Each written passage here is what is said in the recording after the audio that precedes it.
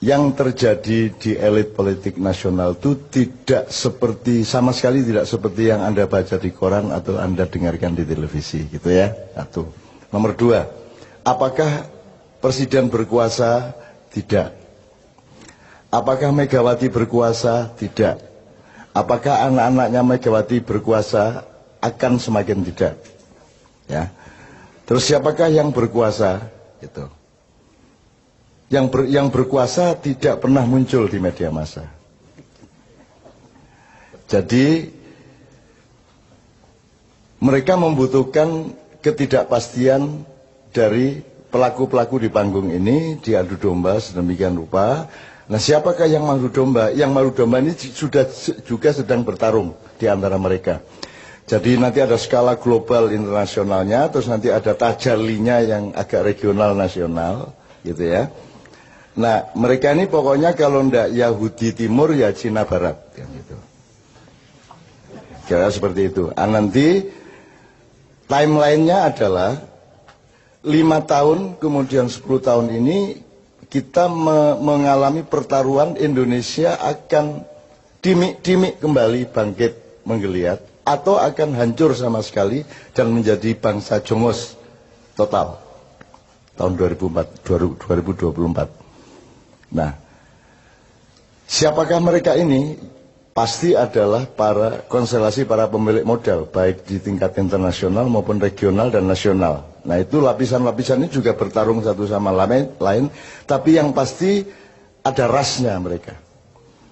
Yang paling bermain adalah orang-orang yang sudah datang ke Nusantara sejak abad ke-13, tetapi sampai hari ini mereka berposisi masih tamu secara kultural di Indonesia.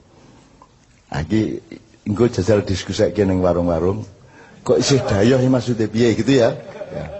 Jadi ada orang yang sudah kerja dan kaya raya di sini, tapi dalam hatinya masyarakat Indonesia mereka masih tamu, jadi belum pantas jadi gubernur sebenarnya. Lu kok ngguyu gitu? Misalnya, padahal dialah yang nanti akan diangkat untuk sampai ke puncak oleh konspirasi itu. Karena nanti yang diciptakan adalah sistem-sistem yang menguntungkan roti dan keranjang-keranjang mereka bekerja sama dengan konstelasi internasional.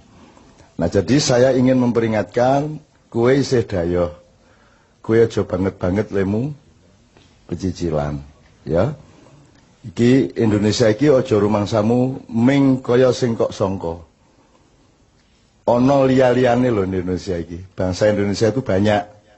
Dan ada segmen-segmen, ada level-level, ada kesatria-kesatria, ada kader-kader, ada bermacam-macam dari bangsa Indonesia ini yang juga akan menjadi faktor dari berubahnya Indonesia.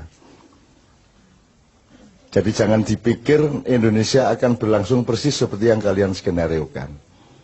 Ada macam-macam. Bukan hanya manusianya macam-macam, bukan hanya anak mudanya bermacam-macam. Ada arus yang menuju masa silam dan kematian, dan ada arus yang sedang bangkit pelan-pelan menjadi manusia kader Nusantara yang baru, yang semakin banyak jumlahnya di mana-mana, dan usia mereka 10 tahun lagi adalah usia pemimpin di tingkat-tingkat yang bermacam-macam. Maksudku kue iki pemimpin yang berikutnya, ini loh. Jadi siap-siap mulai saiki, ini ya. Oke. Muhtasib wis ben kursus dhewe kono. Tuh. Karena dia punya kesibukan sendiri yang sifatnya kosmis ya, dia kosmis. Pokoknya dia hubungannya sama Tuhan, konflik tiap hari sama Tuhan. Piye to karepmu kowe iki? Nah gitu lagi gitu. Itu urusan, itu kan salah satu hiasan Indonesia sehingga disukai para malaikat karena ada kaumul muhtasibin gitu kan. Oke. Oke ya, jadi singkat kata begini. Anda jangan benci Jokowi, jangan benci Mega, jangan benci siapapun yang seakan-akan sedang berkuasa. Anda harus merasa kasihan kepada mereka. Dan doakanlah Jokowi yang terus-menerus mendapat tekanan. Anda tahu kan kalau SBY itu kan selalu ragu. Kalau yang sekarang ini tidak ngerti apa yang diragukan atau apa yang ditegasi. Itu. Masih lumayan kalau dulu kan masih ragu terhadap sesuatu hal. Ini sesuatu halnya dia tidak ikut menentukan. Jadi arep ragu ki ora ana dalane, arep tegas karo dalane, akhirnya sing metu iku dudu saka atine, dudu saka pikirane dhewe. Gitu ya. Jadi kita doakan mudah-mudahan beliau ini oleh Allah segera dibebaskan dari tekanan-tekanan. Jelas ya? Jelas maksudnya ya? Gue ngerti sastra toh? Nah. Sementara yang sangat bernafsu untuk bertarget tahun ini harus menggantikan orang yang penuh tekanan-tekanan ini, kita doakan mudah-mudahan dia tidak diberi kesempatan oleh Allah untuk bersu'ul khotimah. Iki ya jelas tau kudune. Nah, gitu. Jadi nek di YouTube iki berdebat sik lagi ngafirke aku ya toh. Gitu teman sekalian wes. Untuk itu emang Anda terpengaruh dengan semua itu kan tidak. Anda kan punya kedaulatan, Anda kan punya kemandirian, Anda punya keyakinan hidup. Dan semakin hari Anda semakin tenang dengan keyakinan Anda. Dan Anda tahu rakyat Indonesia kan sama sekali semakin tidak tergantung kepada pemerintahnya. Mau dolar 18.000 iki ya. Ora berpengaruh kanggone sing nggawa payung ning ngarepe mall kae. Wis pokoke nek nggawa payung ana udan nyeterke nang mobil entuk piro ning prapet piro kan Anda semua kan tidak terlalu terpengaruh. Bahkan di Jawa Timur anak-anakmu dan lantang ayo iki yo gurung mundhaki BBM iki apa iki. Kurang ajar nang wis ae diunggahno ayo. Nang wis. Mosok gak mundak-mundak iki lho. Ayo diunggahno ayo sepur mesisan 4 kali lipat ayo apa ngono. Engko tak delete tekek ndek njero balas. Nek sak delete tekek supaya gak mlaku mesisan wis. Gitu loh, pesawat-pesawat barang ini. Luwung gimana kita mau bikin konferensi Asia Afrika. Asia Afrika itu kan Bung Karno punya karya. Itu kan konferensi negara-negara non-blok. Non-blok. Lho kowe iki gak konferensi non-blok kok jaluk perlindungan nang jeraganmu iki piye? Njur pura-pura digawe pesawat tapi didandani sik le dandani regane luwih larang timbangane pesawat sing dikekke. Iya coba gue kan ya Allah ya Rabbi, memang presiden itu syaratnya satu kok, harus tahu apa yang harus diragukan dan apa yang harus ditegasi. Iki ora ono bahane iki, arep ragu ya ora cetha, arep tegas ya ora cetha kan begitu. Kan nyenengke kok gue. Tidak pernah ada bangsa yang mendapat hiburan sebagaimana kita. Itu kan? Tidak, jangankan kan kalau dalam Islam tuh, kalau dalam bahasa Arab tuh ada namanya uslub. Uslub itu diplomasi tingkat tinggi. Seperti saya mengatakan, mudah-mudahan segera terbebas dari tekanan, itu uslub. Ketika saya acara dengan KPK yang pertama, saya berdoa, ya Allah, segera bubarkanlah KPK.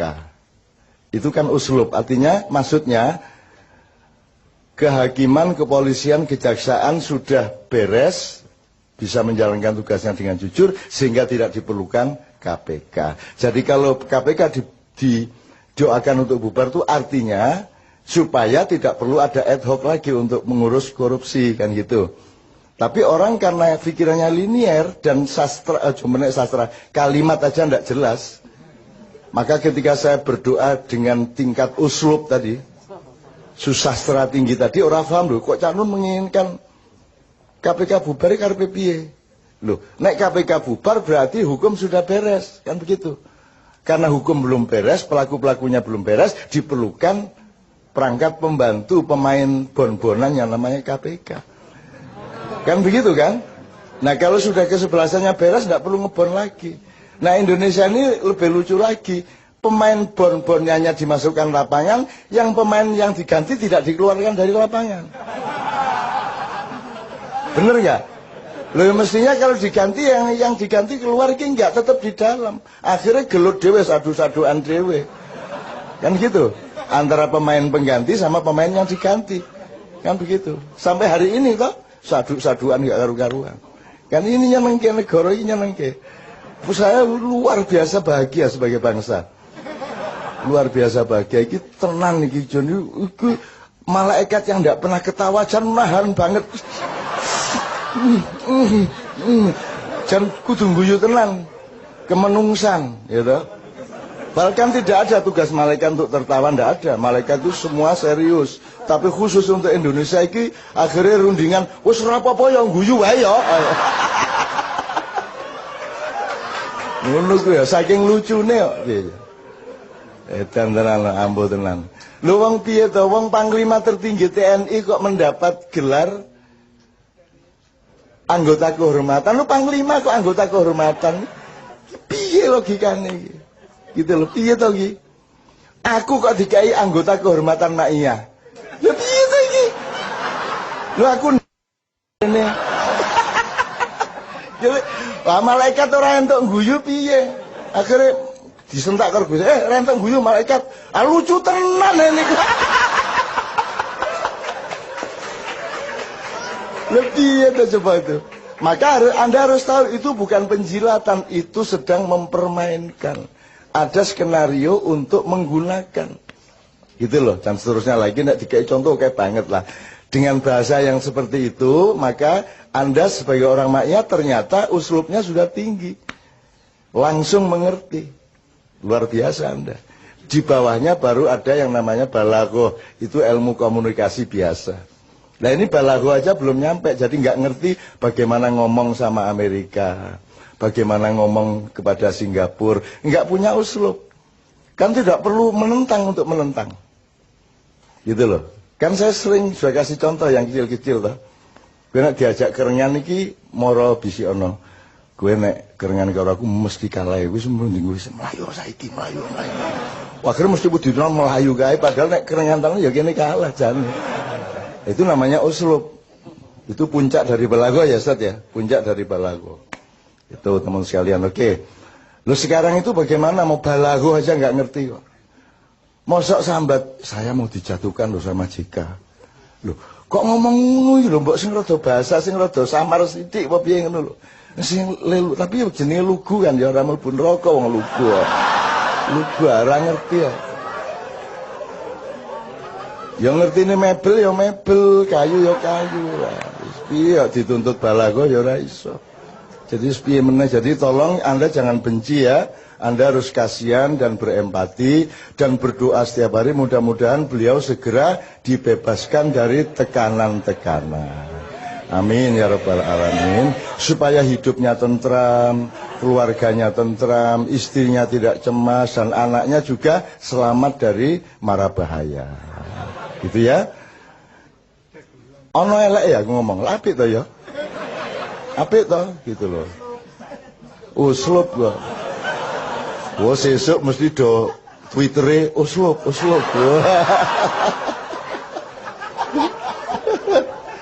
Are-are iki AS Hikam ditawur arek-arek. Jobol arek-arek.